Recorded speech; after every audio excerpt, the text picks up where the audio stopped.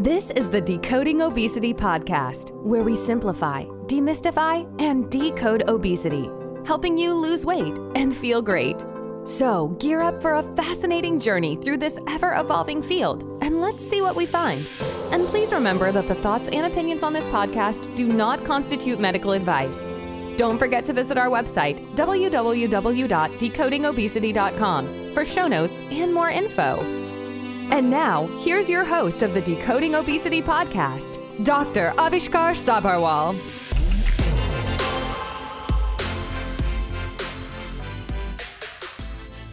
Hello everyone.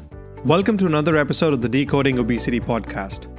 Today's episode is going to be a brief episode just before Thanksgiving, and I just wanted to share some of my thoughts on the Thanksgiving festivities.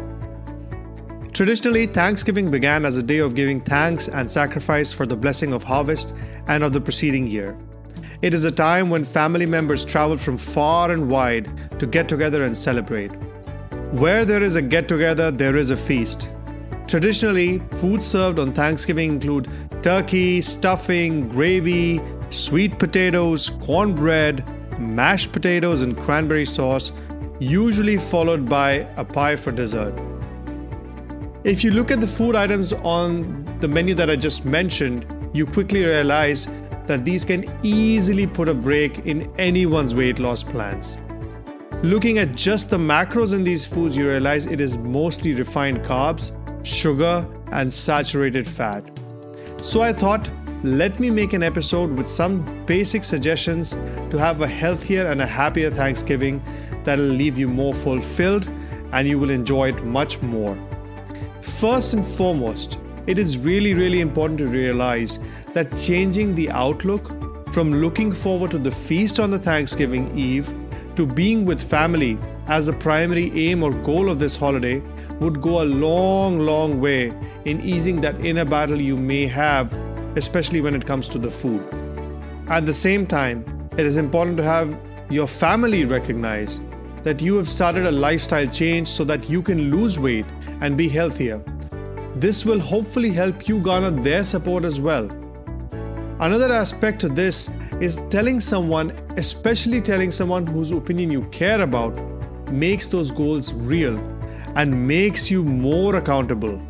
One thing I must point out here is that oftentimes family members themselves may be an impediment to you achieving your health goals. For example, they may say things like, "We've traveled all this way and you're not eating with us. You live only once. Why don't you enjoy this holiday this year? You have the rest of the year to do your dieting, quote unquote." You may feel pressure to give in those moments, but it's a good idea to usually take a step back mentally and think about what is important for you. A polite no should usually suffice in these situations.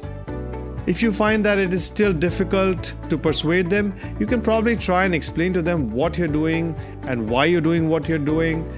But sometimes I understand it can be difficult. However, you need to persevere and you need to make sure that whatever you do aligns with your health goals. Some fun things you can do with your family is be outdoors if the weather permits. Go for a walk or go and play an outdoor sport with them. I would say just go light on the alcohol. Avoid sugary drinks as much as possible. Remember, water is the best drink and the best thirst quencher. If you feel the need to go for a soda, I would say go for something that is without sugar. Remember, even fruit juices are almost just as bad as your sugary beverages. I would say experiment with different spices.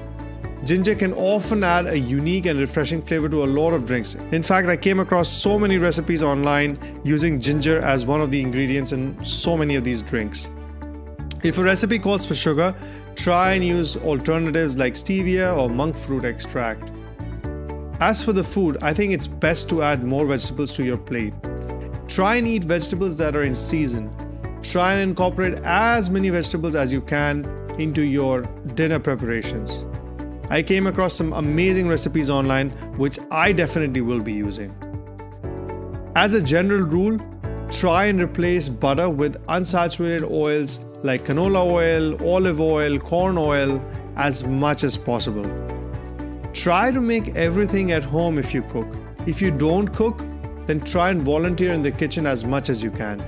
encourage your other family members to also chime in. This will not only give you control over what you cook, but will also help you gain the confidence that you can cook, which will help you later on once the festivities are over. Avoid buying stuff like gravy, cranberry sauce from the store and try to make things like that at home. While it may be some work to make these things at home, but getting other family members involved will definitely make it a more fulfilling experience. This will not only take away the burden off your shoulders, but also often helps strengthen family ties. When the festivities are on, it is easy to lose track of what you're eating. Make sure that you're keeping track of what you're eating. Try to log it in somewhere. You don't need to be very accurate, you don't need to be exact, you just need to know what you ate. Lastly, and this is perhaps the most important thing that I can suggest, if you do end up going overboard, as so many of us often do, I would say don't lose heart. Don't lose hope. Don't feel guilty. Savor the time that you spend enjoying with your family and enjoying the food. Remember, all is not lost. The next day is another day when you can eat healthier and you can eat better. This is not a one-time thing. It is a journey that you take. And it is not about getting everything right all the time, but getting most of the things right most of the times. That's all we have time for today. Happy Thanksgiving to everyone, and I'll see you all next time. You've been listening to the Decoding Obesity podcast. Please remember, the information in this podcast should not be used in any legal capacity whatsoever. The thoughts and opinions expressed on this podcast are solely of the host and his guests and do not constitute medical advice. Views and opinions on this show do not necessarily represent the views and opinions of any organization. And that brings us to the end of the show. Thank you so much for listening in. Don't forget to visit our website, www.decodingobesity.com, for show notes and more info.